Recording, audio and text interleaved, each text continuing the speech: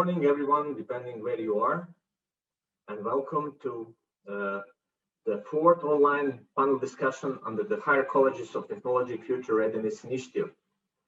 My name is Marko Savic, and on behalf of the HCT Strategy and Future team, I'll be moderating today's session. In light of the increasingly volatile and uncertain external business conditions faced by all sectors, HCT made the decision 2 years ago to ensure future foresight capabilities are integral to its strategy development process. To this end, HCT Current Future Readiness Initiative is the latest application of these capabilities aimed at capitalizing on future opportunities presented by current trends whilst mitigating future threats. Introducing the forthcoming HCT strategy planning cycle, His Excellency Nasser Tanian Hamli, HCT Chancellor, stated that the future requires a different mindset, and our focus now should be proactive in enabling wealth creation for the nation by developing UAE nationals who are competent, creative, and active contributors to creating wealth for themselves and the society. So accordingly, this panel title itself, Education Towards Wealth Creating Careers, has emerged as one of the aspirations HCT has identified and set and its way forward. It is my great honor to introduce distinguished, very international panelists to join me today. Mr. Andreas Schleicher, Director of Education and Skills at the Organization for Economic Cooperation and Development, OECD, once called the most important man in English education, even though he's German living in France. Welcome, Andreas, and thank you for finding time to join us today.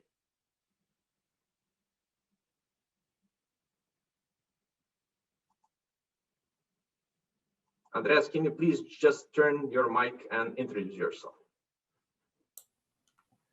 Thanks. Pleasure to join you today.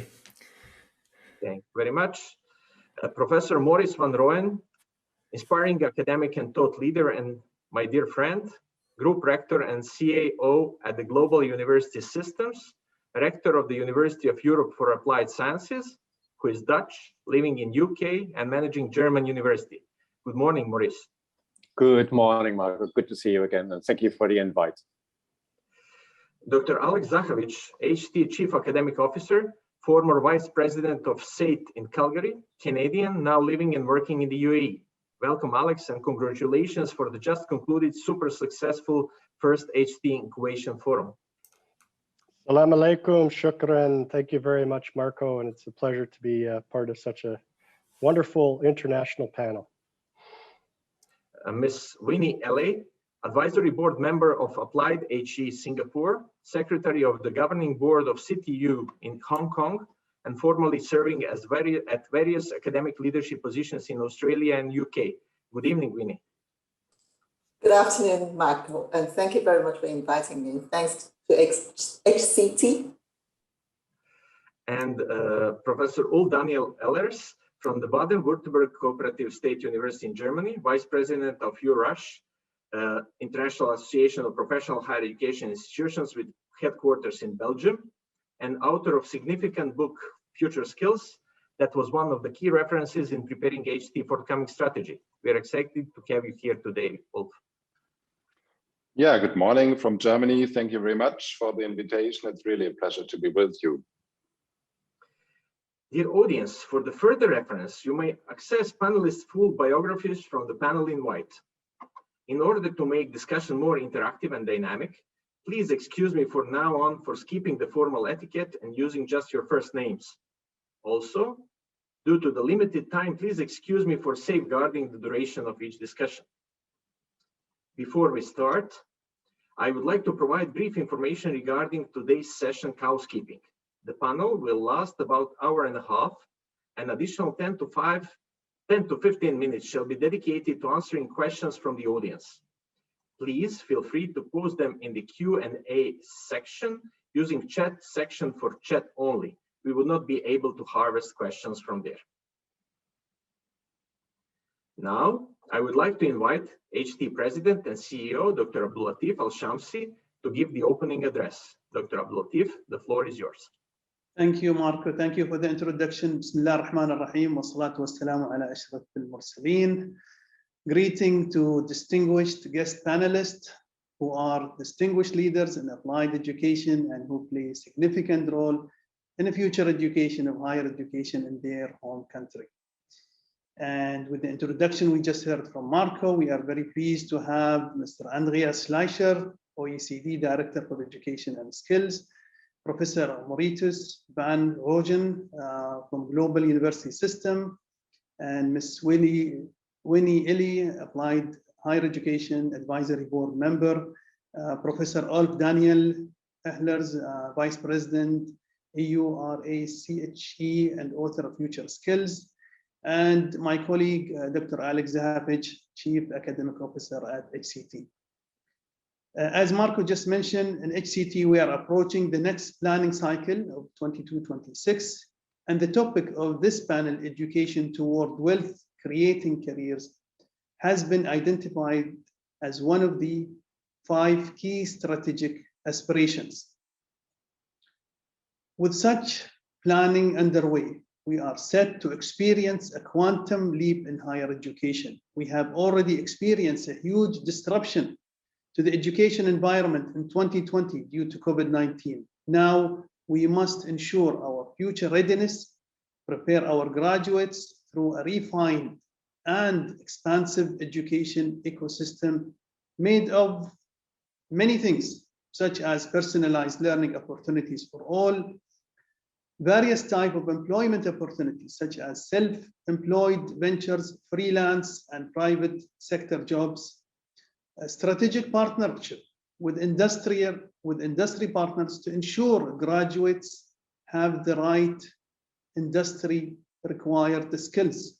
Every education institution must look for a dancing partner of industrial partnership together to make sure that we ensure the outcomes of the skills related. Greater applied research and commercialization of the applied research that will benefit community and the economic development. We are also in a need of a state-of-the-art intelligent learning and digital system that is more intelligent to keep pace with the society and the need of a tech-savvy generation. We must embed a culture of a mindset of innovation and entrepreneurship within our organization and within HCT, particularly through our students and faculty. By doing this, we can future-proof our students as graduates to enter the workforce. We will be the talent as HCT and the skill incubator. And I believe this is what education institutions are about, to empower future generation to the contribution to the future growth of the UAE and in other countries. In doing so, we are closely aligning our initiative and the planning also to the UAE national vision. The future readiness has already been part of our DNA within HCT, as we plan to assist Emiratis through reskilling and upskilling strategies. Led by the UAE government, excellence vision, HCT embedded innovation, agility, and preemptiveness in all segments of its activities. And this has been showcased through the period of the COVID-19 2020. Considering ourselves as a front runners, we strive to play an active role in shaping future society and knowledge economy. Our primary purpose of developing highly skilled and talented wealth creators through high quality of applied education supported by the state-of-the-art technology and flexible and adaptable learning environment will remain. Emphasis will be in the major disruptive steps that we need to take to transition from our current status to that contributes to our national economic and social development.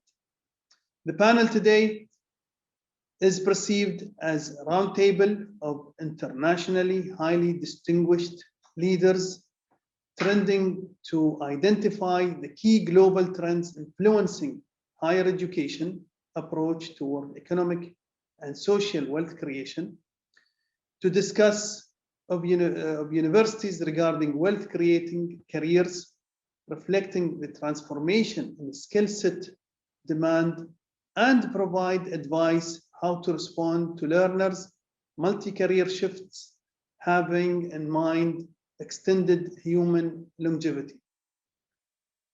In conclusion, I would like to thank you, our panel, distinguished members today, again for joining us, believing that this is just the beginning of our collaboration, and welcome all participants in attending this panel from all around the world. Thank you. Thank you so much, Dr. Latif. So now, to warm up our international audience, let me launch our first poll inquiry. So dear attendees, kindly choose one of the offered options, and in the next minute, we will see what is your opinion about what is the statement closest to your understanding of today's topic. Please vote.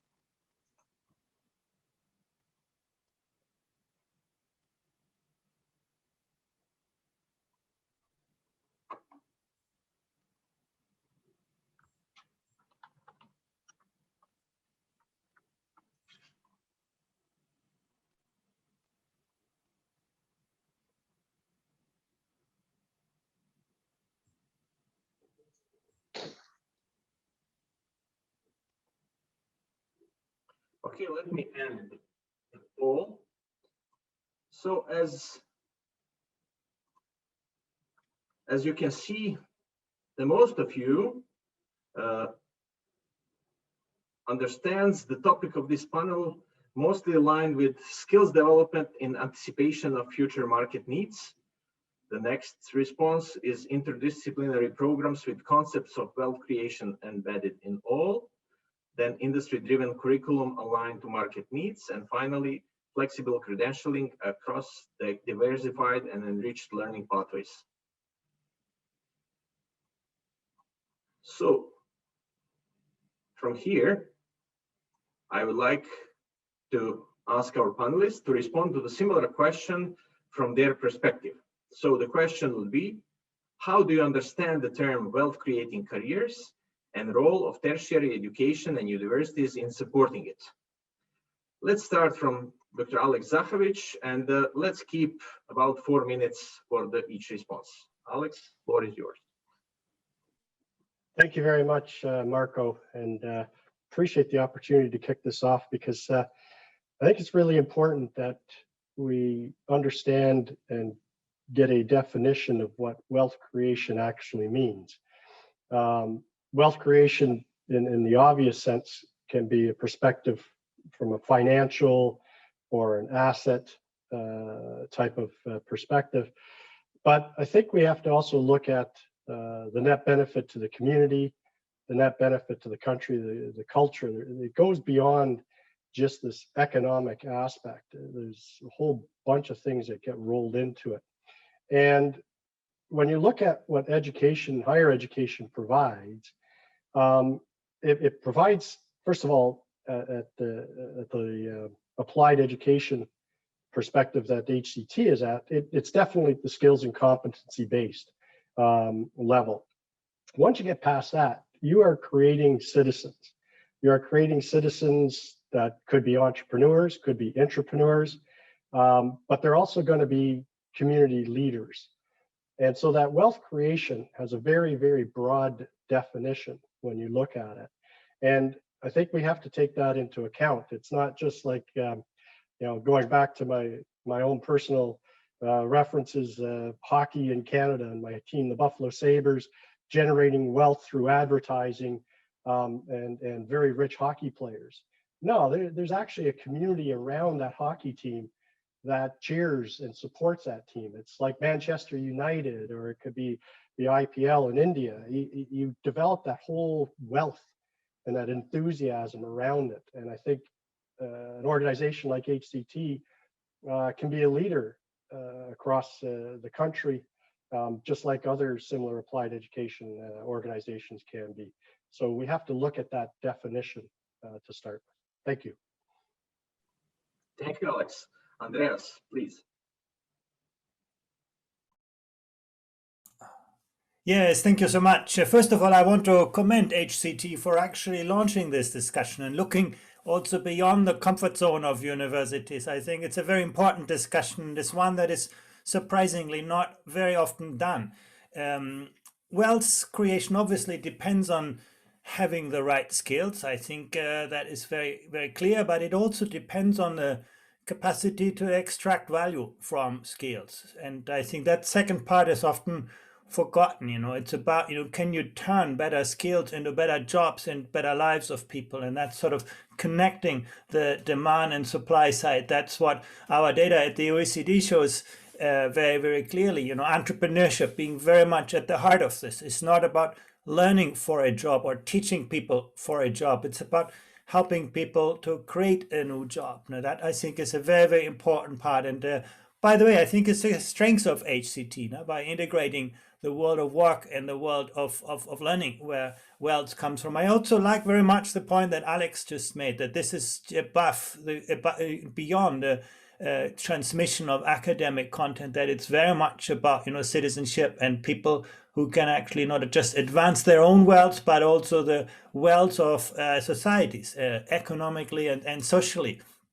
Historically, this has worked out really well. The dramatic rise in knowledge workers created by universities has actually not led to a decline in their pay, which is what you've seen at the low end of the skills distribution. So I think historically you can say universities have delivered quite a good job on this in educating more people, and they have been able to create a lot more wealth for themselves, for our societies. Even in most of our countries, I don't have data for the UAE on this, but when I look at the OECD, basically governments make about $100,000 profit out of every graduate today, despite the fact that they subsidize higher education a lot, simply because of that wealth creating factor. But will it work in the future? I'm not so sure, and I think that's really why I think your discussion today is so important. Future readiness is not just about trying to anticipate the future. We have a very hard time with this. I think we have not actually been very good with this in recent times. Future readiness is more about can we think in terms of alternative futures? Can we actually anticipate different types of evolution, and can we prepare ourselves for alternative futures? Can we navigate alternative futures? Now, we always try to anticipate and then prepare ourselves for one set. But today, I think future readiness in wealth creation is very much about being able, having the capacity, the willingness to look in alternative futures. Now, why have universities been so successful in the past? Essentially because they have been very good at bundling three things. It's about academic content, it's about delivery, teaching, and it's about accreditation. And if you look what technology is doing today, it's challenging universities on all three fronts. Now, basically on content, nobody no longer has a monopoly on educational content. It's everywhere. On delivery, I think in the pandemic, we have seen actually technology can do a quite good job in, transmitting, traditional academic content. It's much harder on the vocational side, on the skills-based side, but when you look at the academic side, actually, universities will have to think about how to compete with this. And finally, accreditation. I think the kind of lumpy degrees and qualifications that we award today, I don't think have a future in the world in which we live, where you need to know what people can actually do rather than, just the course they went through many years ago. So I think also that credentialing part, technology, blockchain technologies, and will actually challenge that kind of advantage of universities. Last point I want to make, and I think again a strength of HCT is, in the past, we used to learn to do the work, and now learning is the work to support, lifelong, life-wide learners in a way that, they can continually upgrade the skills. I think that's again, that will be the wealth creation of the future. It's not once in your lifetime getting a great degree, but are you ready? Are you capable? Are you willing? And do you have access to the institutions to support your learning throughout your life? No? Thank you, Andreas. Each word was music for my ears. Maurice, would you please continue? Pleasure, Marco. Yes, a lot has been said already, so I'll try to take a little bit of a different angle on it, if you allow me, Marco. So I myself, I'm a producer of an kind of rich environment of higher education. So I started my career in research-led universities. I've been in teaching at research-led universities and been in senior positions in research-led universities, but also spend a lot of my time in professional education and vocational education. And one of the things I really taken from that is how important it is to recognize that we are very different. And we should not really want a world where every university looks like Harvard or Cambridge. Actually, that would be an absolute nightmare for our economy. 90% of our universities are dedicated to professional education. They are about wealth creation in one form or another. And we have to be very careful that we don't get misled when we look at rankings and to think that these are kind of a lesser form of education. On the contrary, they are the bedrock of the modern economy.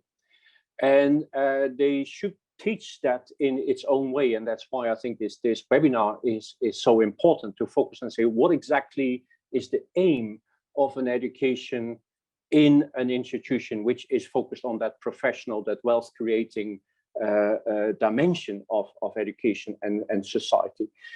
So obviously we all agree that the focus on knowledge is a very archaic approach to education, right? This was what we thought in the 19th century. We would give kids who come from school at the age of 18 all the knowledge they need for the rest of their life in 3, 4, 5 years, and off they go, and now they are going to be successful. We still believe then that knowledge was something which you could consume and you had it, and then you had it for life. And of course, modern society, knowledge is something very dynamic, and giving students knowledge is only a small part of the parcel, and is only short-term relevance. So quite rightly, the focus is much more now on skills and competences. And I saw the 42% saying that's really what professional education is about. It's about the technical skills, it's about the life skills, it's about the social skills, understanding that success isn't just an ego trip, but it's actually about teamwork, multicultural sensitivity, being able to work with other people. And of course, also mindset, the open mindset, the global mindset, and an entrepreneurial mindset, an inquisitive mindset, and so on are all absolutely crucial to be successful in the future society. But I want to add one more element to that, and that is the role of education in building up confidence. If you go and apply for Harvard or in Cambridge, etc., the fact that you get admitted to Harvard or Cambridge already gives you a huge amount of confidence for the rest of your life, and will actually determine also much of the success in your life. It is important that we give to our graduates and confidence in which they actually tackle all the things they engage with in their careers and the businesses they set up and so on. So as an educator, we have to make sure we tackle the students' insecurities, their indecisiveness, maybe being introvert, and actually build up an confidence whereby they actually feel they can make decisions, at the same time also recognizing that some people overcompensate their insecurity and become arrogant, which is actually even worse, because arrogant means you do not listen, you do not see, you actually talk before you know the answer, and you can create big problems for your organization, for you personally or even for your country. So as an educator, we should not ignore the fact that actually we also deal with personalities and building up that confidence. And one important element in that is to take away the fear of failure. Education should be a safe environment where people can fail and learn from a failure and actually understand that failure is part of your success story. And there, I think education can do much, much better. We still have often a conventional approach of actually pointing out to students where they could do better, where, in other words, they are failing an assessment. Their aim is almost to continuously prove that they pass hurdles, whilst in fact, what we equally should do, at least, is to actually learn students that failure is not a bad thing, but they need to know how to deal with it, how to control it, how to learn from it. And that will help them enormously with that confidence to tackle all the things which come in their way in their future career. So that's really my starting point, Marco, for this discussion, adding to all the excellent comments which have already been made by the people who spoke before me. Thank you very much, Maurice. You have touched a very important area in distinguishing academic approach and applied approach in higher education. Vinny, can you continue somehow from there? You have experience in both. Thank you, Marco. What else can I say? Can I first of all congratulate HTC on this particular topic? I was intrigued with the term worth creating career. So what did I do? I went to Google search it, and then 123 million results pop up within 0.5 seconds. I refined the search by looking up the term worth creating careers in Google Scholar. There must be an answer, and the items you see may not be what you expected to see at all. So to me, the term worth creating careers is underpinned by 5 highs: high quality education, highly effective policy, high innovation, high productivity, and high income.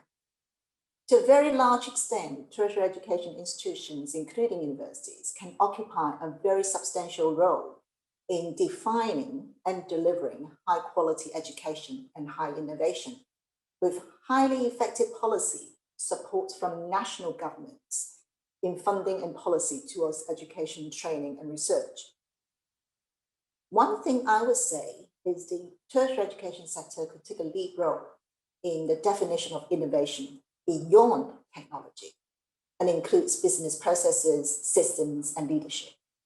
The tertiary education sector could also do well by leaving high productivity to businesses, venture capitalists, and also entrepreneurs who know better. But perhaps tertiary education institutions like universities, HTC, could play a facilitator's role if it is within their missions, community engagement, and advancement priorities. On saying all of the above, tertiary education universities could do with regular support and ongoing conversation with businesses, venture capitalists, and entrepreneurs on the latest thinking and practices in wealth creation. After all, people who work in education sector mostly engage with teaching, research, and also knowledge. University has to set up knowledge and transfer and commercialization offices with specialists. And people have made it. I have to emphasize, people have made it to provide professional know-how to translate research into valuable goods and services that brings tangible and measurable socio-economic, cultural, environmental, and ethical, and I repeat, ethical benefits to the local, regional, and global communities. I would like to give 2 examples, I know I have time, in supporting work from universities in supporting wealth creating careers. The first example of universities supporting wealth creating careers is the investment funding established in 1991, where I work now in CityU by the CityU Enterprises Limited. The investment funding supports startup companies established by staff, students, and or alumni of the University of City University of Hong Kong for promoting knowledge transfer and commercialization research output. You might say there are lots of similar setups. What's new? To me, what's important here is doing it well with sustained effort. It's no mean feat at all. Another example I'd like to share is the Global Innovation and Entrepreneurial Students Challenge, launched by Hong Kong Polytechnic University in 2009, a year after the global financial crisis. I shall refer to the Global Entrepreneurial Student Challenge, to GSC. GSC at the time is the first global competition organized by a university as an integral part of their internationalization drive with students and the future of work at heart. And GSC is now a biannual event, 10 years on, and continues to evolve with time. So with this COVID era we're in, which we will see, and I'm sure we'll see more, creative initiatives from the tertiary education sector in wealth-creating careers. Thank you, Willie, so much. And Daniel, would you please close this session and then we would go forward? Yeah, thank you very much, Marco and colleagues. Actually, when I thought about this wealth creating careers, I thought it's quite a provocative title. Why in times of pandemic do you not call it health creating careers? Or in times of a climate crisis, you call it sustainability creating careers, actually. So I think that wealth actually needs a framing. And I'm from a university environment in which we are actually having a system where we have intertwined higher education together with the companies and the corporate world. We have 9,000 partner companies we are working with in our public university from which I'm a professor of education there. And this term wealth is actually what companies which are working with us are grappling with. Yeah? This is actually what they believe the mission of higher education from their perspective should be, to frame, to define what is wealth actually in times in which wealth, of course, is not an individual financial monetary success perspective. Wealth, of course, has to be something else, and we have heard lots of examples from colleagues now before. So wealth actually is something which needs a framing, which needs a new definition. What does it mean? Does it mean sense and meaning making for the individual? Does it mean empathy because you need to work together and live together, living in peace together? Is that wealth actually in our times today? Is it self-determination, autonomy, self-development? Yeah. Is it fulfilling lives? Yeah. This is what companies are asking when we are going to them, when we are cooperating with them. They say we are living today in a field of tension in which we have to manage the different expectations of our stakeholders and this world.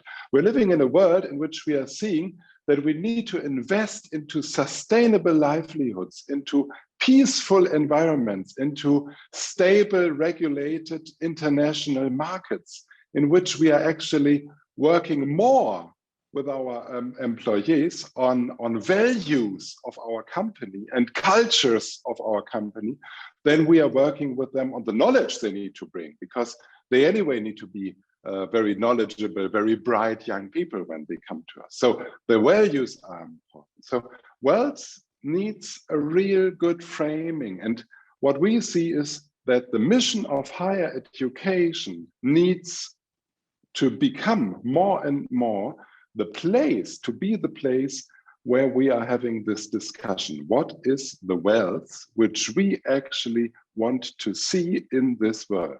And of course, it's not an individual category. Coming from Europe with 27 member states, I'm involved in many European Commission's groups and advisory boards.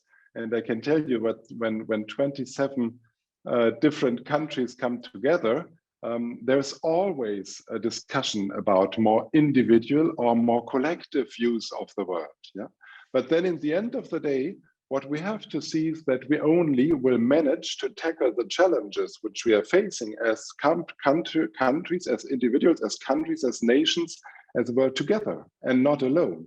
So the collective position to argue for future wealth, I think, is a very, very important one. We are moving from a competitive paradigm of collaborating together to a cooperative, sustainability-oriented paradigm. So wealth needs to be charged and loaded with these kind of values. Second point I would like to make is, if you see wealth in such a way, and as a university, you want to create or support students, graduates, so to speak, developing wealth-creating careers in that sense, you need future skills. You need to turn away from the old paradigm of knowledge transition, which in higher education has quite a long tradition, and it also made sense during past centuries to do like that. You need to understand that in the future we are facing the mass university. The education societies of the future will be academic education societies. So that means that the academy, the higher education, has a new role to play there. It has a role to play not just to teach young, bright, new scientists. It has a role to teach those who are going to become the entrepreneurs and the professionals of tomorrow in normal standard jobs. And that means that future skills will directly be needed to influence the economy and the society of tomorrow. And there are many future skills approaches where future skills, what are the future skills which are needed, mapped out in our research, which we have done. We have found about 55 international relevant future skills approaches, but not many actually from the sector. Many are from intergovernmental organizations, very, very interesting ones, from international organizations, the European Commission. Canada has an own future skill initiative. There are institutes which have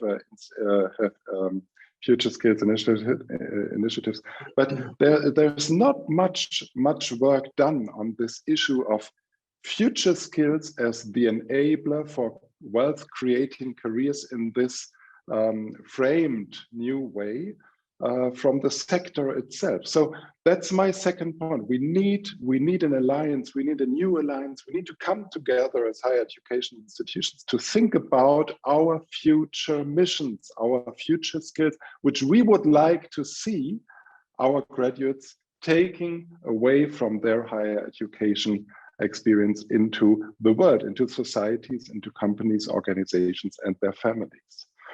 So I think these are the 2 points which really resonated with me when I read this title, and which also I think is, so to speak, a transversal cut through the opinions which we have heard from colleagues. Thank you.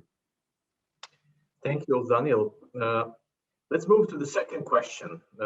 Basically, and relying on what you have mentioned, Paul, what do you see are the key challenges universities have to face nowadays focusing on graduates' employability, especially speaking about employment versus careers? So are we talking about a steady or a moving target? Alex, would you like to start?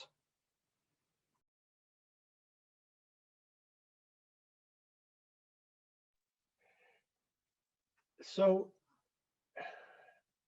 we need to think about this a little bit in perspective of the moving target kind of thing. I think it's been a moving target for forever. You know, it's kind of interesting, and I'm thinking back. You know, there's some things, let's say in engineering, that never change. In economics, accounting, that never change. Yet things come along that cause us to, I don't know, question whether we're along the right path. But things evolve, and so it's always going to be a moving target going forward. And I don't think it's I don't think it's something to be concerned about, but it's definitely something that we have to acquire more nimbleness to be able to respond as things evolve and change. So if you think back to,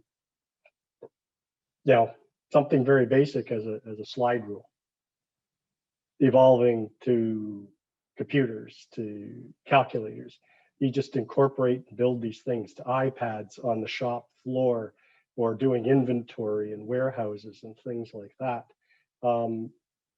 You have to move along with it and evolve over time. And so I think that's the starting point. I don't know if I would get much fussed by it. Let's put it that way.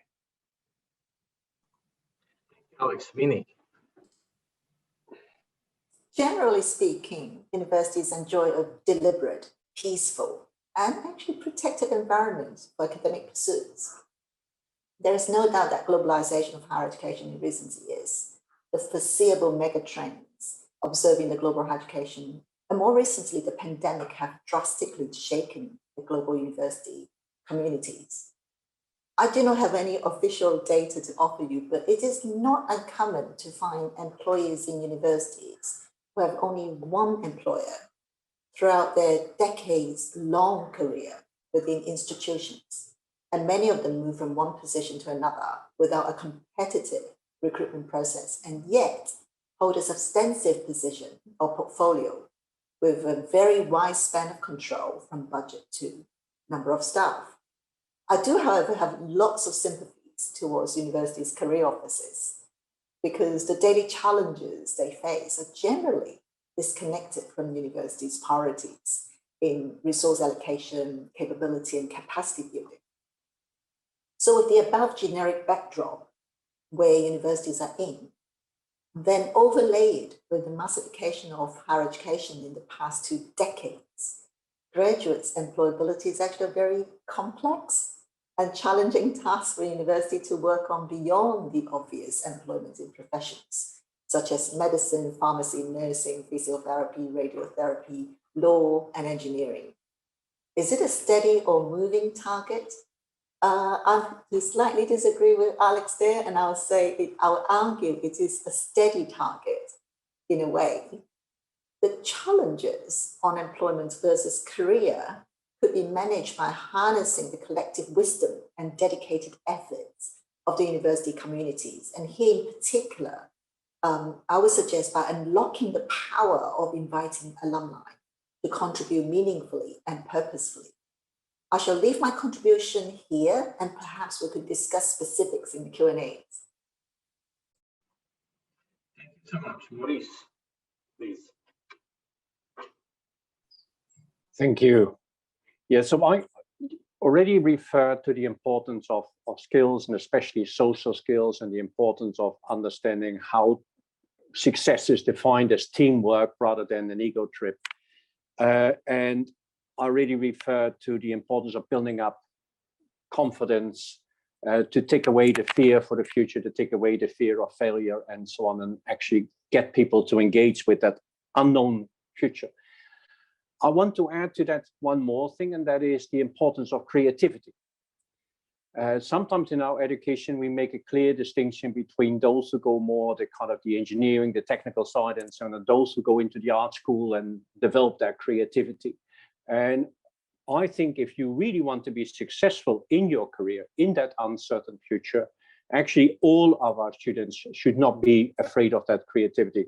Creativity in the future world is too important to be locked up in art schools. It should be an integral part also of our education. So that's an element which I think we need to give to our students as well, in order to be successful in that engagement with the future world, which, as is quite rightly pointed out, is no longer a career, it's no longer a job for life. That is definitely, again, one of those archaic concepts which have disappeared. Students will have different careers, might try different companies, might try a career and then try a company, might launch a company when they are 60 or 70 years old instead of doing it when they're 18 years old.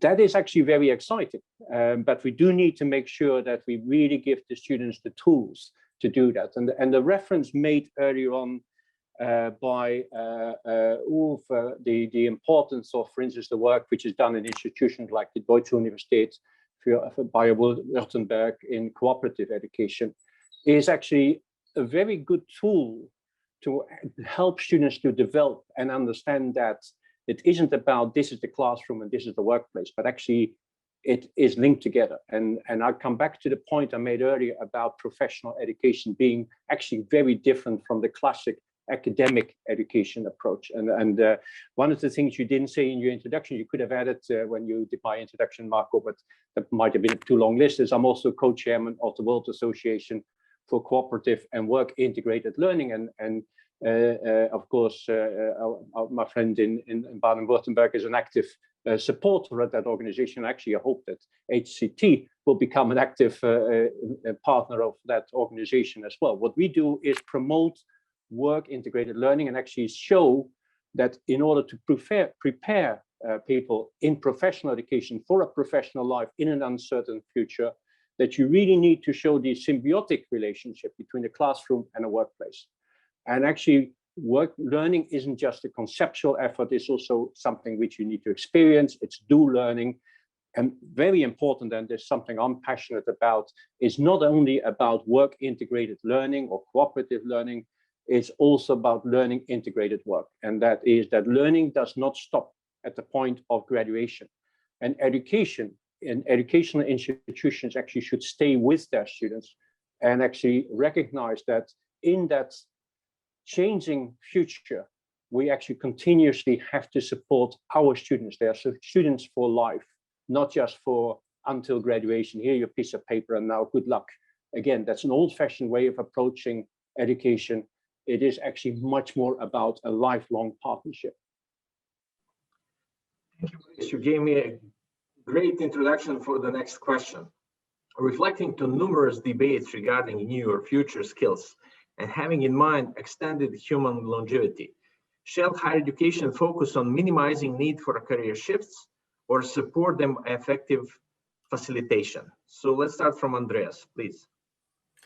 Well, thank you. I think if you focus on minimizing, for career shifts, you will always educate people for our past and not their future. No, I do think really the future is about, supporting people in to make career shifts. Again, the future will always surprise us, and supporting career shifts, and not just, initially, but throughout life is, in my view, absolutely key. And now you can say, what does it take to support career shifts? And it starts with helping people to, navigate ambiguity. In universities, we focus a lot on helping people to learn things.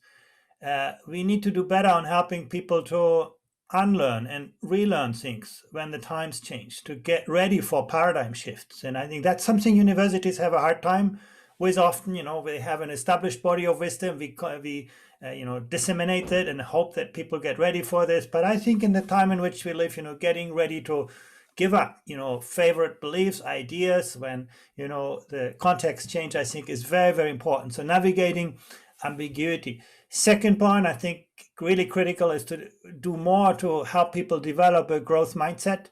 Maurizio has already said, the capacity of people to manage failure, to learn from and with failure, I think is absolutely key. To have this idea that my success doesn't depend on my genes and context, but on myself, that I own my success. I think that growth mindset and resilience is very, very important to get people ready to make career shifts. What does it mean to make a career shift? It's mean being ready to step into uncertainty, leaving a kind of, comfort zone in which we grow up, to step out of this and get into a new field. And that takes courage, that takes that growth mindset, that takes that capacity. Now, third thing is, again, integrating learning and working in much better ways throughout life. Good places of work will be good places of learning. And I think this is something where universities have a kind of uncaptured market. Universities always focus on, what is complementary to workplaces. And I think the future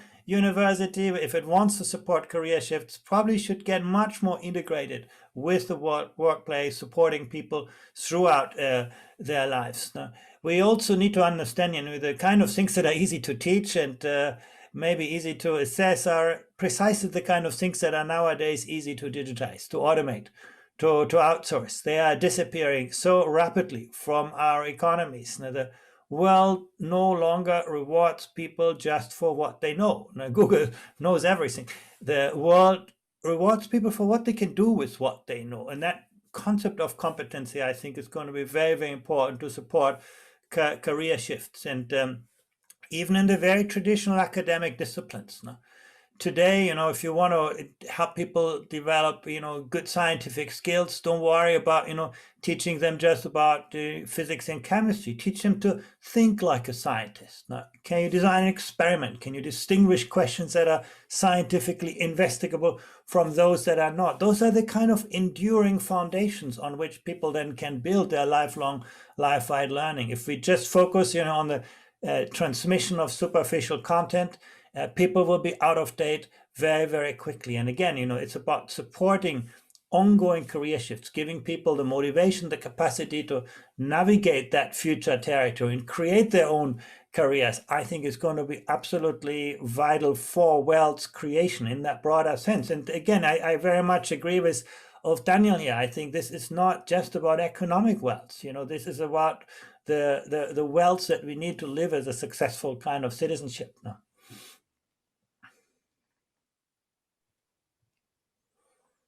Thank you, Andreas, so much. Daniel. Yeah, thank you very much, Andreas. And let me maybe take a little different angle, if you allow.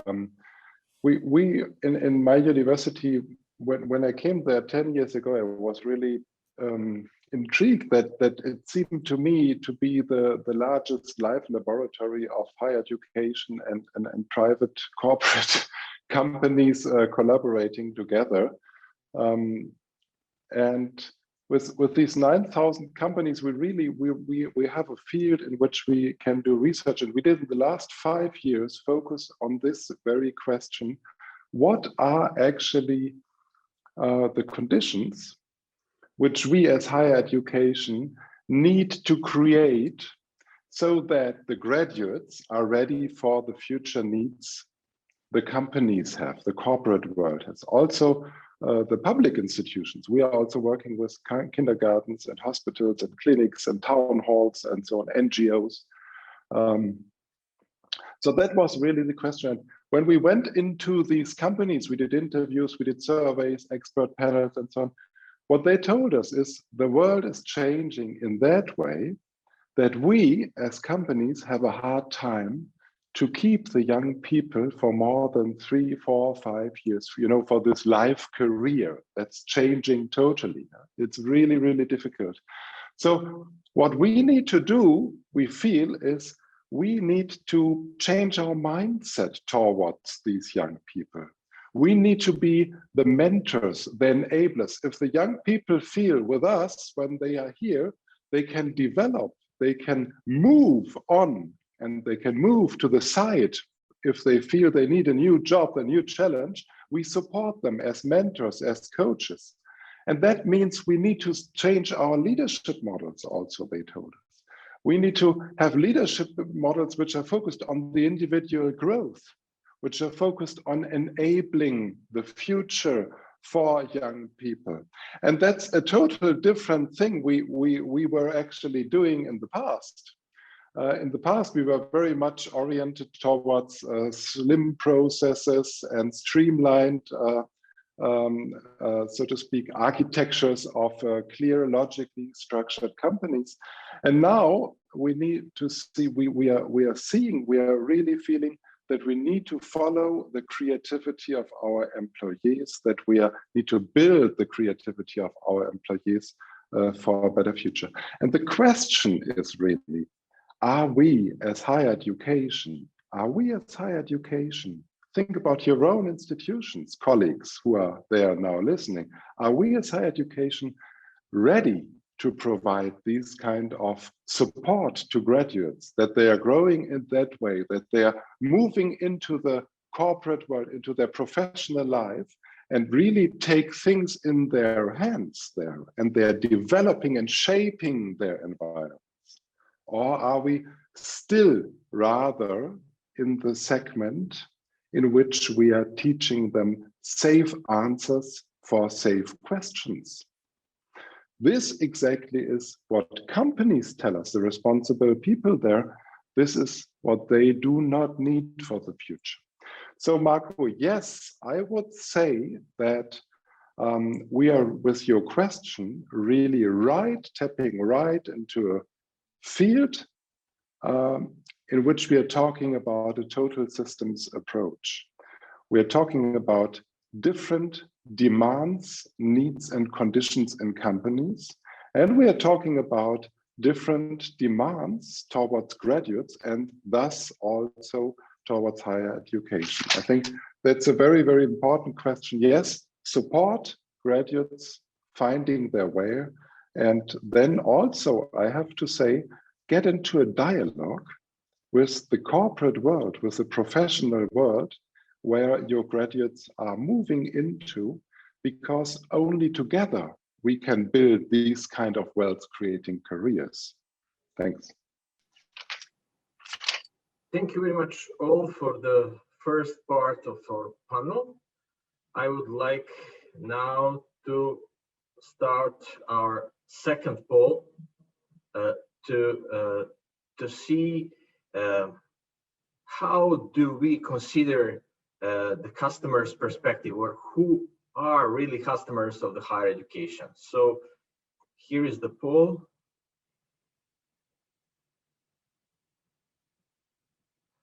Please vote.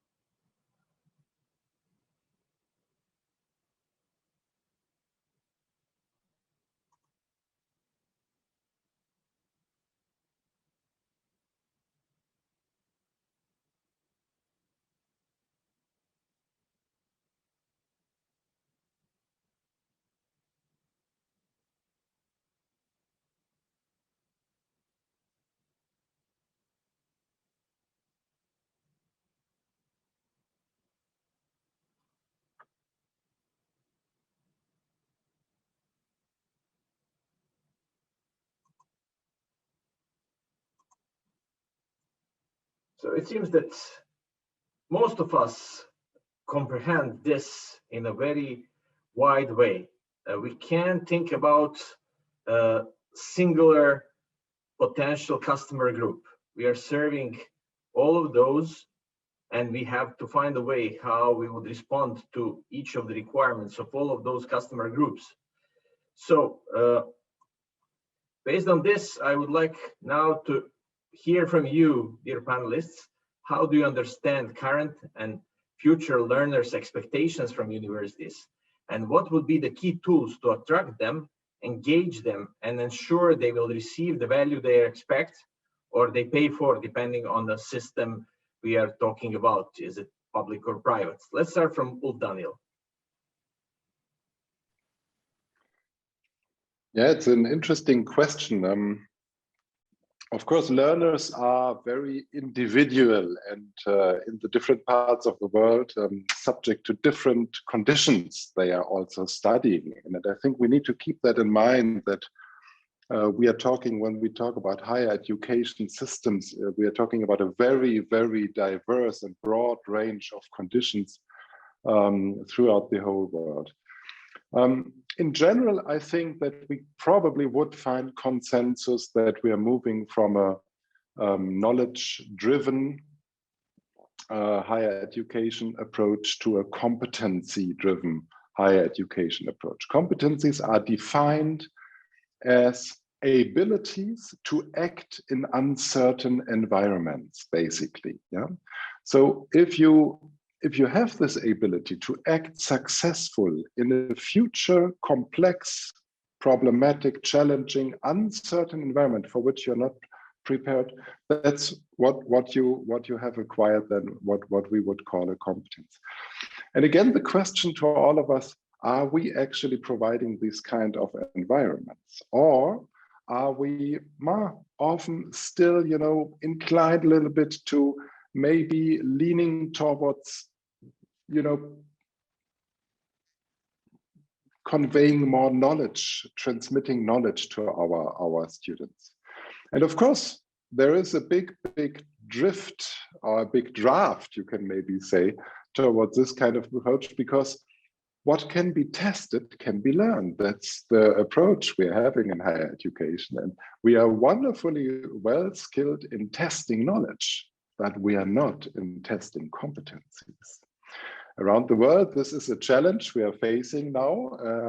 There are very sophisticated approaches building up, but still this is not the standard way to proceed, because it's difficult, it's demanding, it takes more time to test students against competencies, takes less time, can be done in a much, you know, more streamlined logistical way to test students against their knowledge. So I think if I would talk about the future learner expectations, and I have done really the last 20 years, I think, of research on students and students' expectations, what we can really see is that when they come to us, they trust us.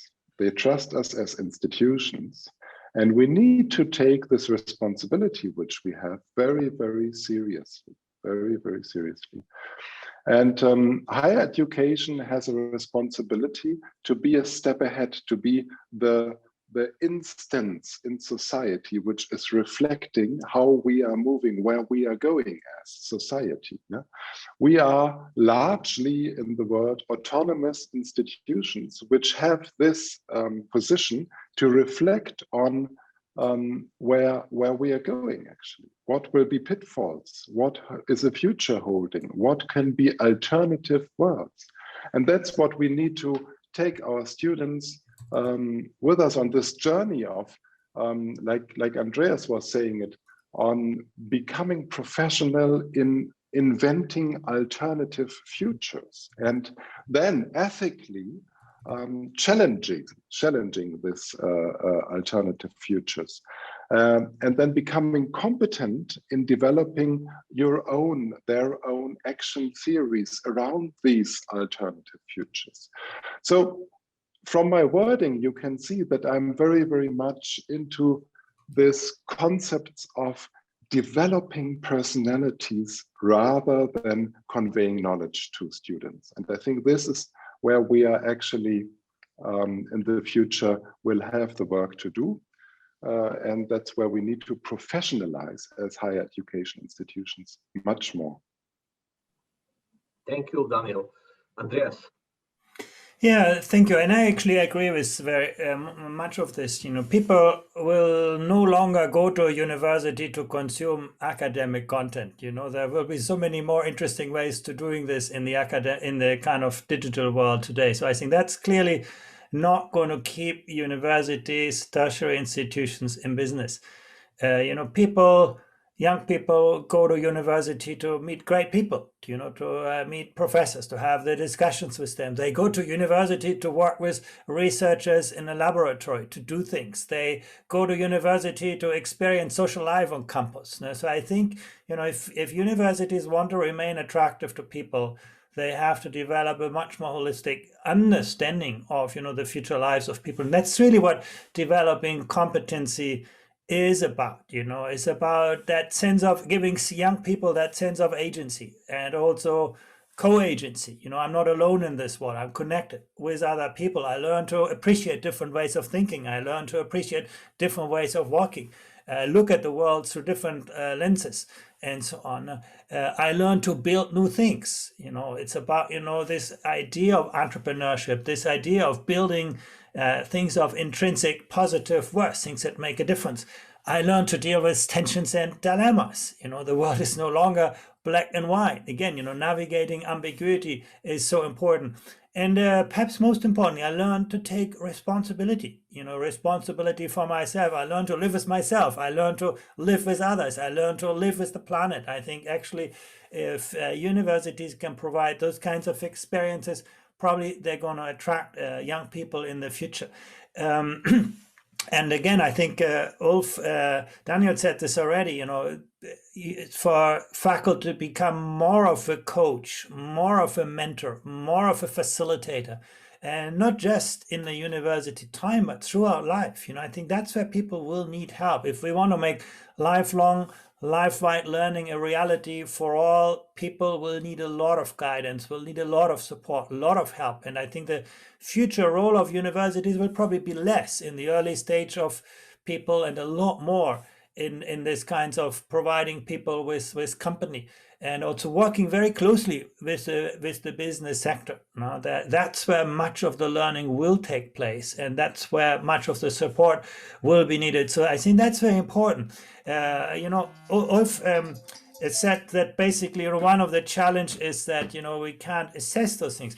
I'm not actually sure. Actually, I'm a lot more confident here. I think actually part of the problem is that we have artificially divorced learning from assessment. That's actually one of the biggest flaws of our current universities. We've sort of said, you pile up a lot of knowledge, and then one day I come in and say, tell me what you've learned.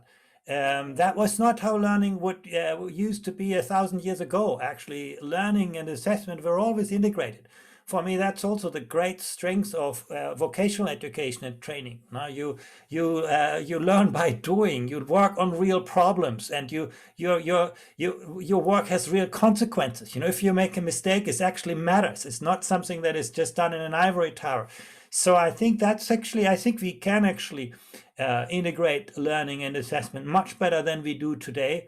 It's sort of, I think, an artificial kind of outcome of, sacrificing validity gains for efficiency gains in testing, and sacrificing relevance for reliability. Universities get blamed when, there are questions about, reliability of assessments. They don't get blamed when there is huge questions about the relevance and validity of what they're actually testing. So I think I'm a lot more confident that, if we make different choices, we can actually assess those things quite well. Last point, young people will better and better understand that degrees and qualifications will have a high degree of inflation, and an ever rising degree of inflation. In the past, your degree lasts for a lifetime. Today, it's probably good for a first job entry. It's not going to help you much beyond that time. And I think young people will more understand it. They will understand that, micro-credentials and alternative certifications will gain importance. So again, I think universities need to anticipate this. Rather than focusing all on this initial degree, get people more tools, give people more tools to find out what their real strengths are in any of their stages in their lives. Thank you, Andreas. Alex. Thank you, Marco. It's interesting to listen to the conversation around this, and I think at the risk of being controversial, I got to say, universities, of which HCT is not a university. HCT is in higher education and applied education, which is very different from a university. Universities have to start to get some humility. Quite frankly, if you're going to meet the needs of people, you have to understand their needs from the very beginning. We are in the people business. We're not in the knowledge transfer business. We are in the people business. And that is often lost in higher education. It's lost in publishing. It's lost in 140-page CVs that articulate nothing about the people business. To be successful in applied education, and I would argue against the fact that we don't know how to do competency assessment, you won't want a plumber working in your house or an electrician wiring your house unless they've been measured with competence. You wouldn't want an EMS working with you after you've had a car accident unless they've been measured for their competencies. This has been going on for forever. And I think we have to make a very clean distinction between various institutions and what their objectives are. The answer to the poll is quite revealing, and it's classic. Higher education wants to be all things to all people. Successful businesses understand focus, and that's really important if you're going to be successful working with business. And I really, I'm a little bit passionate about this because I think we have to gain this humility, understand we're in the people business, and listen to the people, the students. The demographic is changing all the time. It's changing on a daily basis, but what doesn't change, people basically want to be successful. They want to be proud of their work. They want to put food on the table. They want to have a roof over their heads and maybe buy something for their kids. It gets no more than that. And I think we've lost track of that sometimes. So I think if we could find our way, gain some humility at the executive management levels and right in the classroom, we'll be just fine. But if we don't, you're right, Andreas, students are going to walk away from the higher education, and they will find their education from other sources, especially in today's environment. Thank you. Thank you, Alex. And you're getting right to the point of my next question. So, seeking to make an impact, how universities should balance between supporting economic development and shaping people and societies? Where is the balance, Maurice?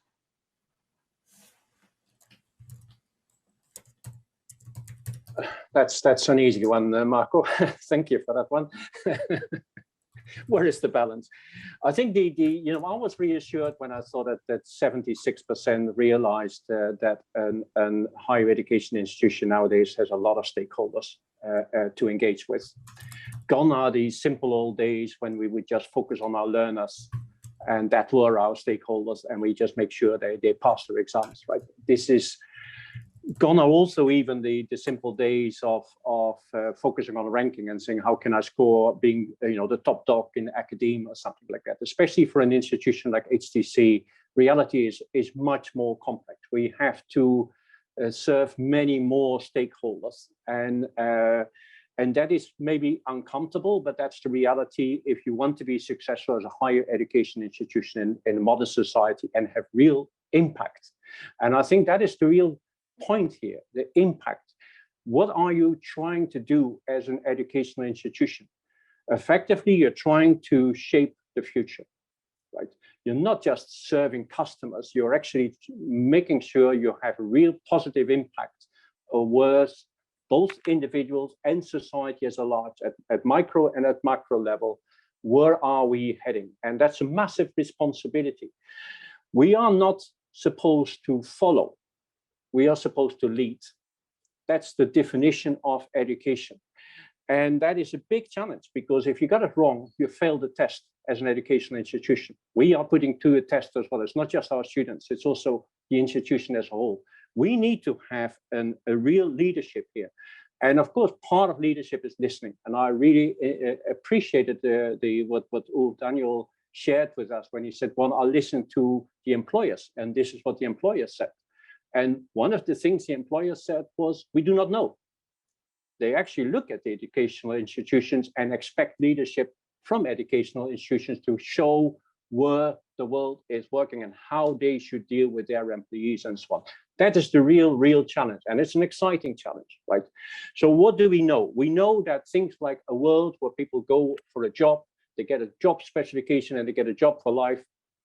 That's maybe only true for very low level position. We are talking about tertiary education here. In the tertiary education, jobs are not defined anymore with job specification. It's all dated. It's about assignments. You get a task set, you need to complete that task. And if you do it well, you get other tasks set, then you're being challenged. And if you don't challenge your employees, quite rightly, they walk, right? So we need to prepare students to be focused on results and actually fulfill those tasks, and also prepare the employers. That's the way you are actually successful in the future world. You have to think in that direction. So that is a very important assignment. You made a reference earlier on to career shifts and what is our role in terms of career shifts. And I add to that also career progression. So, because it's not just fulfilling assignments, but it's also about fulfilling more and more challenging assignments. It's about career shifts and about career progression. Now, one of my previous jobs, I was in charge of a Dutch university called Nederland University, which was set up after the Second World War as a corporate leadership university. And half of our income actually came from supporting students when they would actually progress in their career. So they would suddenly have a higher level of responsibility and needed many more skills and knowledge than before, and career shifts. And to give you an example, for instance, you do not need to teach a student exactly what it means to be a non-executive director. You just want to understand the basics of governance, but that's it. But of course, when you become a non-executive director, you better understand what a non-executive director is supposed to do. You better be introduced to networks of non-executive directors, etc.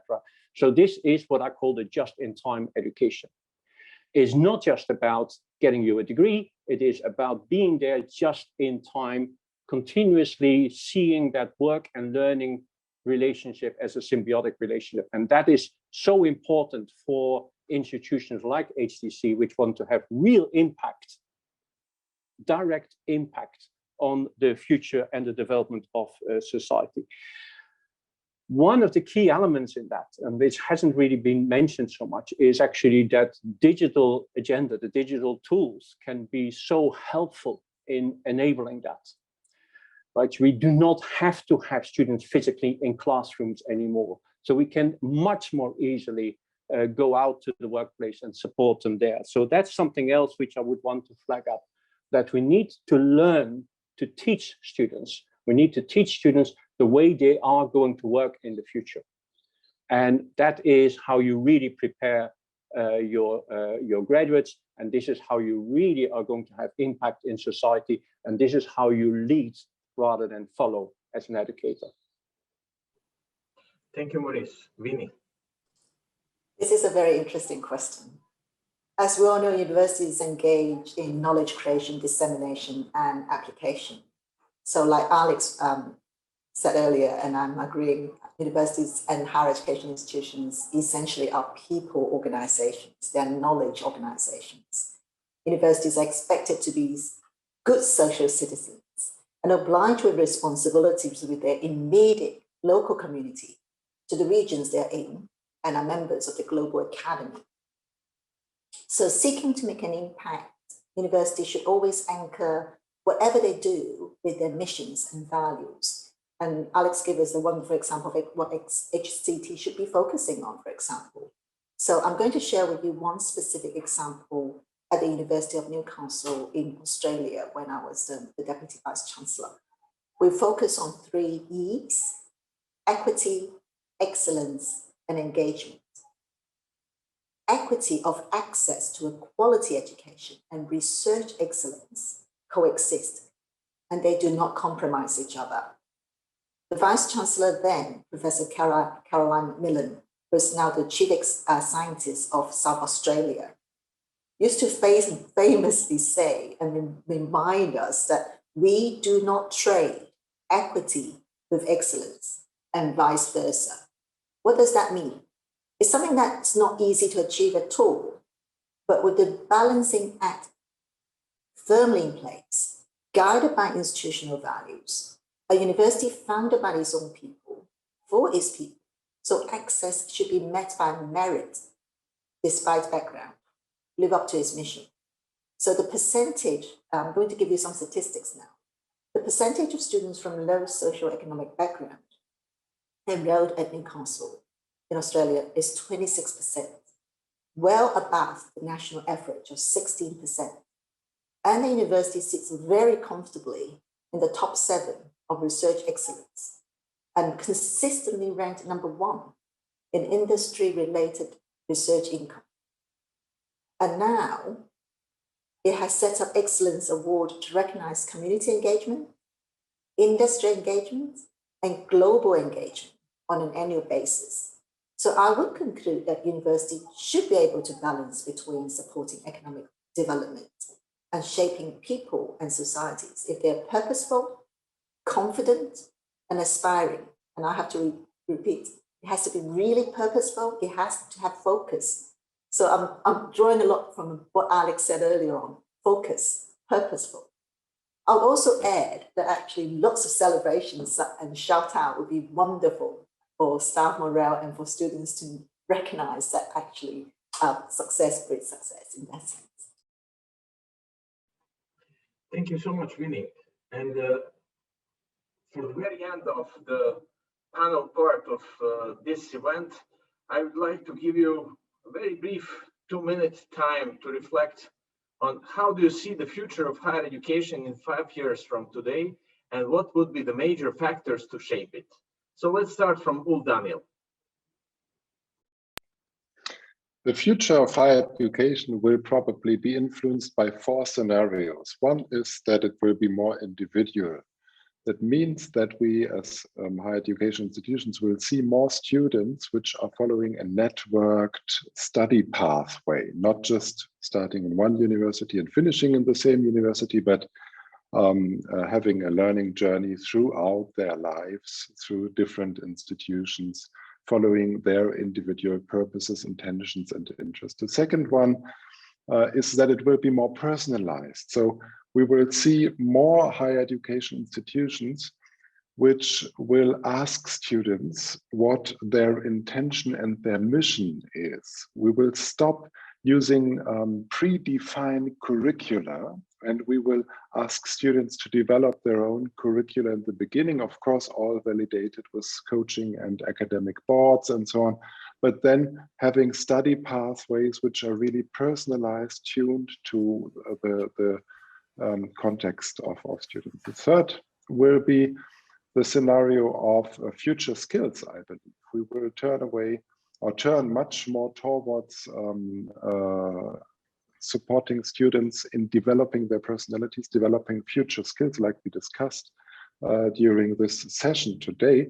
And the fourth one will be that we will probably, we will actually witness much more lifelong higher learning and seamless pathways through the different education sectors, vet and higher vet and higher education, episodes of learning after episodes of professional labor somewhere. And that means that as higher education institutions, we will probably move from a paradigm of a preparation mode, preparing young people for their careers, into a mode of being their coach, mentor, guide throughout their careers. And that means to change our business model, our processes, our outreach. And one last thing, these 4 things probably are all very relevant and true. But one thing they need to serve, and that is a more inclusive society where everybody has chances to participate in society through having the best education, also higher education, which they can get. Thanks. Thank you very much. Vinny. I say the following quite consistently, and having worked in 4 universities and have a very long career in higher education, I think the future of higher education will look more or less like what we know of today, 5 years on. But while I'm agreeing with everything that Alf Daniel mentioned just now, I'm a big fan of those, long-range thinking. Prompted and accelerated by COVID in the past 12 months, technology would definitely have a more prominent role in enabling access and providing learning analytics, given will, determination, and commitment by individual progressive universities. I think national policy in university funding, national policy in research funding and research assessment, global university rankings, and geopolitics will continue to shape higher education in the foreseeable future. Affordability to quality education, however, will affect many aspiring families and prospective students. Global partnership and cooperation in academia are under threat. And for those who know better, we should be more vocal in advocating global partnership and collaboration. More initiatives should be set up by governments to ensure we do not turn our backs on all the goods that have come out from global partnership in higher education to date. Thank you, Winnie. Andreas. Yeah, you know, like Winnie, I'm not so sure the future will be that different from the present 5 years from now. And, you know, higher education has been one of the most conservative social enterprises that we know. And so I'm not so optimistic, actually. If you ask me about the most likely future, probably we have very similar institutions, but a lot more young people who are going to walk away from that. I think that is also the other part of the picture. So if you ask me, you know, what future would I like to see in 5 years? I think I have a different answer to this. I think, first of all, you know, I would think that the dichotomy between academic universities and applied institutions is probably going to disappear. I think we will see a much more fluid horizon of different providers, which are actually capable to bridge, you know, the world of work, the world of learning, academic learning, in much more creative ways. I think that's one of the things that I think we're going to see moving away from this, you know, putting up people to make choices between academic and applied learning towards integrating both. I also agree with Daniel that educational services will be less one size fits all, a lot more personalized. Now, we're probably going to see the mass customization of learning. Basically, universities being able to configure, you know, their offer to the needs of different people, better understand learning needs, better understand the back and forth between working and learning of people throughout their lives. I think that's also certainly one of the developments I would, you know, hope and expect to see, that this is going to work much more fluid ways. I would hope that we will see higher education embracing the future of digitalization. I must actually say, during the pandemic, higher education has done generally a dismal job on this. In fact, you know, I think the school sector has often done a lot better.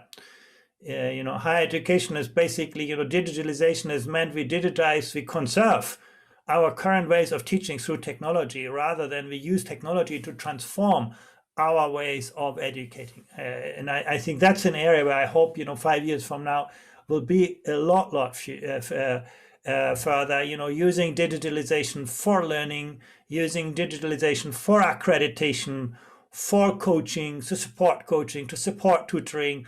I think is going to be very important. And then I think we have discussed this already many times. I think the aspect of future skills that I have heard, you know, many of you saying, well, we should listen more closely to what employers need.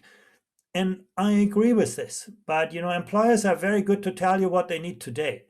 They're actually not so great to tell you what they need tomorrow, the day after tomorrow. I think this is an area where I think higher education has a very important role to play. Don't underestimate the importance of higher education in, you know, anticipating the evolution, the longer term evolution of skill needs, and actually finding creative responses to this. So yes, we should, you know, listen to the skill needs of employers, but also higher education should make its own contribution about this. You know, if we're honest, you know, in education we have done really well to educate, you know, second-class robots, people who are very good to repeat what we tell them.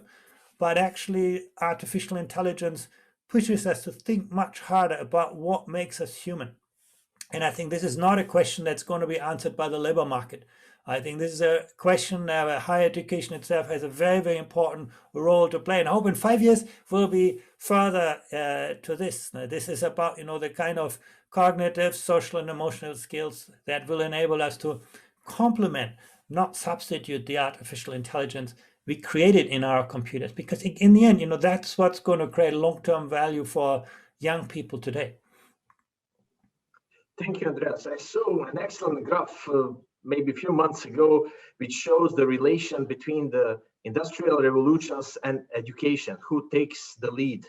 And basically, education always follows. Industry starts, education follows. And the author, I can't remember the name a period before the education takes a lead, a social pain. Yeah. And this is actually what we are talking about. We are now still in the area of the social pain. Education still didn't take a lead. Maurice, your turn. Thank you, Marco. Well said. Look, change is normal. Change is the definition of history. The only difference is that change is happening much faster. We've gone up a couple of gears. And when change accelerates, you got winners and losers in society, and you're going to have winners and losers in education as well. So yes, there will be the dinosaurs who will resist any form of change. And unfortunately, there is no future for those dinosaurs. And you got those who actually adapt and actually are willing to be ahead of the curve and who get excited about the change. And they are going to be the winners in education as well. I think governments everywhere, but also the students and so on, are going to have a much higher appreciation for the diversity of the ecosystem of higher education. It's not just going to be about the civic pride and having as many top-ranked universities, etc. It's actually understanding that the economy is served by the fact that you've got institutions which are really focused on impacting the social and economic development of our societies. And those institutions which actually take a lead on that, they will be rewarded for that, because they are going to be the survivors. That is not only the survivors, they're actually going to come up and be indeed leaders rather than followers, and not the institutions which resist the change, etc. So that is very, very important. What we need to bear in mind there, and I think that is a couple of highlights of what was said during this webinar, is first of all, that we recognize the symbiotic relationship between learning and working when it comes to professional education, that we pull down the wall between the classroom and the workplace, but actually we see how important it is that people learn by doing experiential learning, etc., etc. And I think that is a very important message for the future, for the winners in higher education. It is about also recognizing that that diploma is only a milestone. It's not the end of learning. It's only a milestone. And if we want to be successful education institutions, we are indeed those career coaches and all the other terms which came up at this webinar. We stay with our students. A student is for life, and a university is for life. And the winning institutions are going to understand that. The other ones are going to stick to the archaic concept of, okay, we give some education for 2 or 3 years and that's it. The other very important point which came up here is the fact that we should not think anymore in the binary terms of this is digital and this is campus. I've said a lot about that already myself. Stop thinking in binary terms. It is all one. Sometimes students are on campus, sometimes on the workplace, sometimes you need to reach out to them. The digital tools allow you to do that and to really be in a leading position as an education institution. The ones which are continuously sticking in that binary thinking and just thinking that everybody needs to come to campus and this is the source of knowledge and so on, no future for them. I think they are going to join the dinosaur category. And then finally, the ecosystem is global. My own organization, Global University System, is completely based on the concept that globalization is not something you need to fight or resist. You don't need to have protectionism. On the contrary, you need to embrace it. Leadership is global leadership. Your ecosystem really needs to be part of a global higher education ecosystem. When you do that, you will definitely be amongst those who will benefit from the high-speed changes in the modern social and economic world. And looking at my own organization, 2020, everybody says, wow, such a challenge for higher education. Actually, for our system, it has been a wonderful year. We have been growing. We have been able to move through these different types of teaching seamlessly because we are equipped for all of that. And that's really, I think, the message here is if you are willing to lead the change and be ahead of the curve, you're going to be a winner. If you're going to resist it, protectionist trying to stick to what it used to be in the good old days, you're going to be a dinosaur, you're going to lose your impact in society, and it's going to be a bleak future. So that's the stark choice higher education institutions have. Marco. I can't agree more with you, Maurice. Alex, please wrap up this discussion before we try to answer to some of the questions from the audience. Thank you, Marco. And it's hard to follow up that last comment. Adapters are dinosaurs, and I can't agree with you more on that one, where he says. So it was 30 years ago, almost to the day, I sat in my first webinar. Think about this. This is 1991. And you sent your questions in by fax machine. The sole speaker was a gentleman by the name of Peter Drucker. And Peter Drucker opened this webinar, or whatever it was called back then, by making a profound statement. And that's why I remember this date and this thing. He says, you know, every once in a while, a couple of centuries of change gets compressed into a couple of decades. And we are on the cusp of one. And that was March 1991. And I look back over those 30 years, and man, there's been about 300 years of change have been compressed into this. And out of this, though, there's been an interesting consistency of the winners, the losers, the survivors, and whatever. Winnie made a great comment about policy and government. We're all subject to this, and some of the things that happen with government policy that influences higher education is completely out of our control. And so I call that one thing that dictates the future: follow the money. And more government influence on higher education is starting to have a greater effect. And it's having a greater effect because of something called the policy of relevance. And governments are really putting higher education's feet to the fire for the amount of funding that's being provided. I know at HCT, our students pay no tuition. And relevance is highly important. I've only been here 18 months, and boy, oh boy, the influence of government is quite pervasive. So that's going to dictate the next 5 years. The other piece is, I think, the whole aspect of cooperative and work integrated learning is going to take greater effect. Lessons need to be learned from a very progressive institution called the University of Waterloo that really move forward on cooperative education. And it's being attempted to be adopted, but you can't just put your big toe in something like that. You really have to go right up to the hips, the ankles, and even to the neck. And I don't know how many institutions are prepared to make that change, but that I think will be the future of those adapters and not the dinosaurs.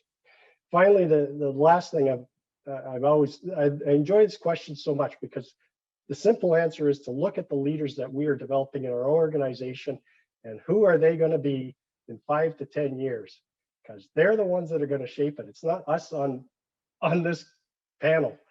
I mean, we've had wonderful careers. Some of us, still have a long way to go, but who are those 40-year-olds that are your associate deans that are going to rise to become the dean, to become the vice president academic, to become the president? Look at that generation where they're coming from. Look at those millennials that are coming through. Those are the ones that are going to guide the direction. And boy, oh boy, the comments we make about millennials and the comment about becoming more coaches and mentors is indicative of that generation. So are we coaching and mentoring those leaders to be the leaders in 5 to 10 years? That's what's going to shape this higher education organization, just like it's shaping every other business around the world. Thank you. Thank you so much, all. And we are already in hour and 43 minutes of our webinar. So I will try to extract 3 questions from our audience and ask you to respond to them. So first one would be, how would we tackle the widely held stereotype that graduates who will graduate this year under pandemic and its consequences are far less efficient due to the decline of the educational quality? Andreas, can you answer to this one, please? Yeah, I think certainly there have been significant learning losses, but I hope that we will not remember this generation as the kind of Corona generation of learning losses, but as a generation that actually helped to reinvent the future of higher education, that, you know, developed knowledge, skills, attitudes, and values that we have actually not paid so much attention to in the past. You know, people who could, you know, set their own learning goals, monitor their own learning process, take ownership, you know, and overcome, develop resilience. So I hope that, you know, that's what we will remember these people for, not for the kind of formal learning losses that certainly have occurred. Thank you. Next one would be related regulatory accreditation and program approval processes and institutions are slow to respond to market and other changes. What can be done? Maurice? Can you repeat that, because I lost that a little bit, Marco? Now I'm muted. So, exactly, I was going to say, you're mute, Marco. So, regulatory accreditation. For a long time. Yeah. Regulatory accreditation and program approval processes and institutions are slow to respond to market and other changes. What can be done? Yeah, no, that is, you got, when it comes to accreditation, I'm actually a big fan of quality assurance. It's very good, but you got good quality assurance and you got bad quality assurance. And bad quality assurance becomes very bureaucratic and slows things down and prevents you from changing and innovating. And a lot of quality assurance organizations have actually learned that you have to demand innovation when it comes to quality assurance. If there is no innovation, if there is no risk taking, if there is no risk of failure and so on, maybe actually the quality isn't all that good. Now, some quality assurance agencies are much more progressive and enlightened, and others, unfortunately, are still very much trying to preserve the interest of vested interest of old-fashioned thinking. And that is frustrating, not in the least because very often peer group assessment is an important part of accreditation. And I always say, if a peer group were to determine everything, the earth still would be flat, because that was what the peer group said in those days, right? So it is very, yes, I can understand why people get frustrated about quality assurance. It should be a positive thing, but it can unfortunately also work against you. Having said that, the last point I made is higher education is a globalized affair. And it's actually more and more difficult to keep that completely under control. Governments, institutions cannot really close the borders and put such a high wall around the higher education system.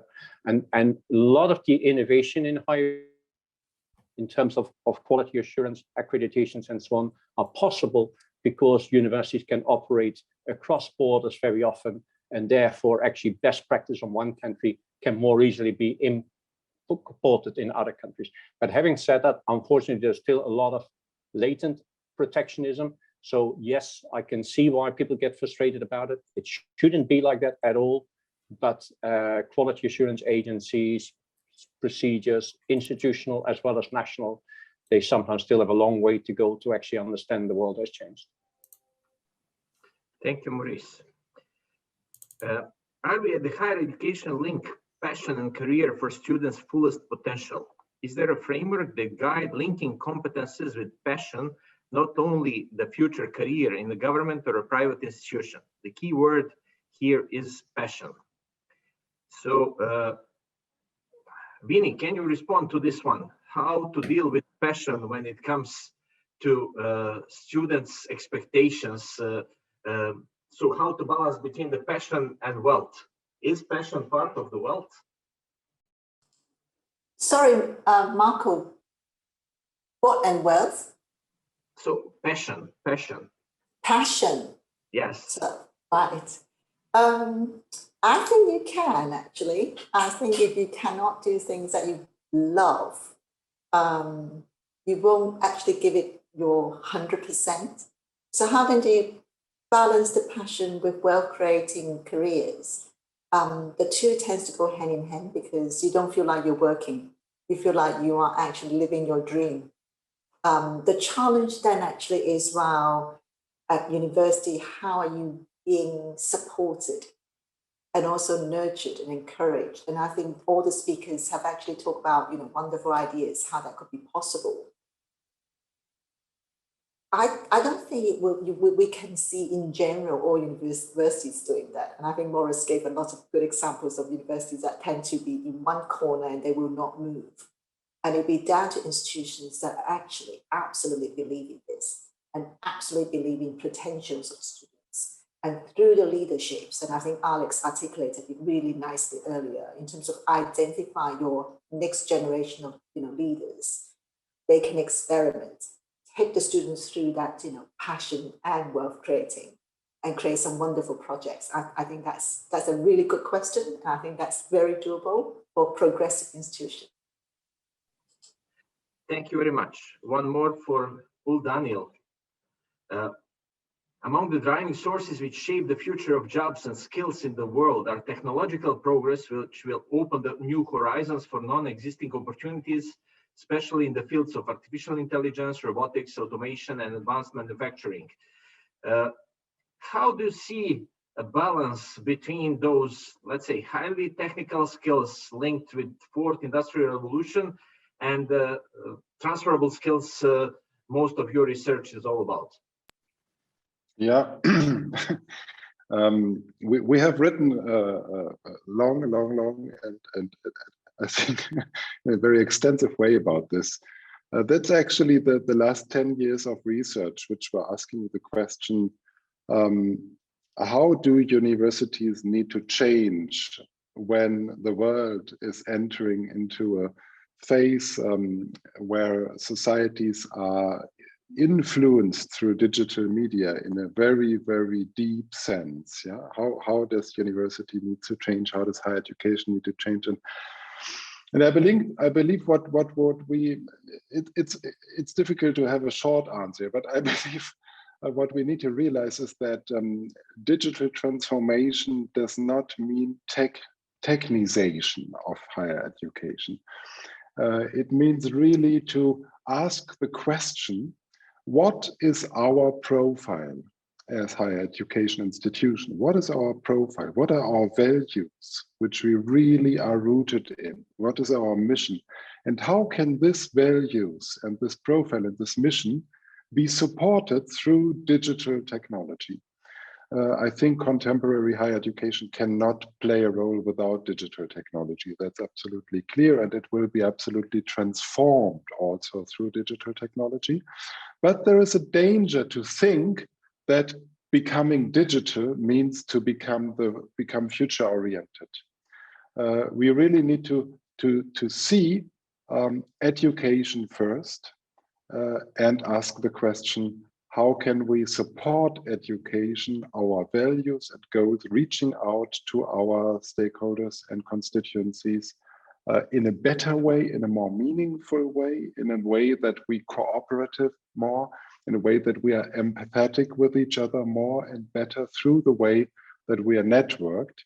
These are the difficult questions for digitalization in higher education, for augmented reality, for virtualizing, for online learning. That's what we see also now during the times of the pandemic, where we are reaching out to our students, and we're very good in using technology to connect to them. But it is much more difficult to enter into a meaningful cooperation and conversation with them, and into challenging debates and into digital social presence, how we call it. Thank you very much, Daniel. And one more for Alex. To what extent higher education organizations should provide flexibility to contextualize the ecosystem and manage every system and link it with the other to meet each student's full potential? Wow. I don't know. I tend to oversimplify things, and that's just a really complex question. I think to respond to something like that, you have to kind of put things back into perspective of where this whole discussion started around the concept of wealth creation And Ulf made a very great comment about the totality of the learning experience. There is so many things that we're throwing into education that I just think we have to take a step back and simplify and say, okay, this is the manufacturing engineering speaking. Here's my input, here's my output. What do I have to do in between to get to that end? And what are all those environments, those different systems?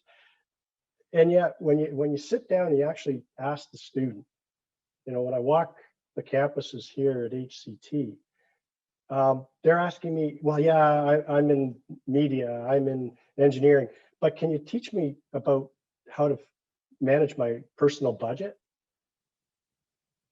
And it just kind of strikes you as to, okay, what do they really want out of this?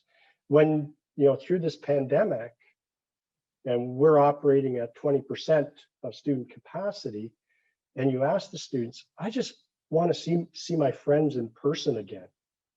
You lose content, you lose the whole education perspective, and you go back to the human perspective and the wealth associated with that human, that student as a human being. And so, I think you have to put all those things into perspective when you look at a question like this that has all these other things out there. You got to sift through the noise. You got to get right down to what does the person, the human, actually want out of this. And you find it's not all that complex. All right, that's the only way I can answer a question like that. Thank you very much.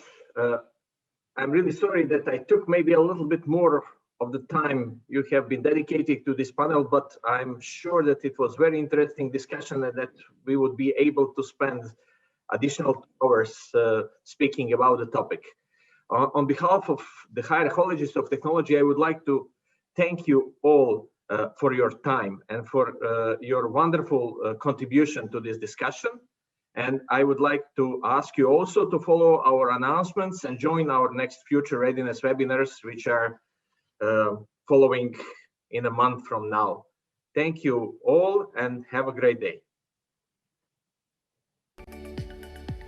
Shukran.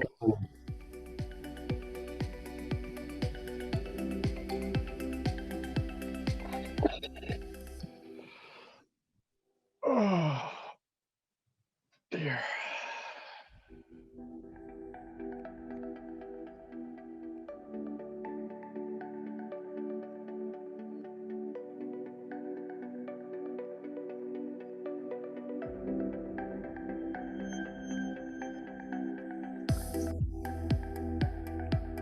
Thanks, Marco. All the best. Speak soon. And thanks for finishing on time and time for my next meeting. All the best. Bye.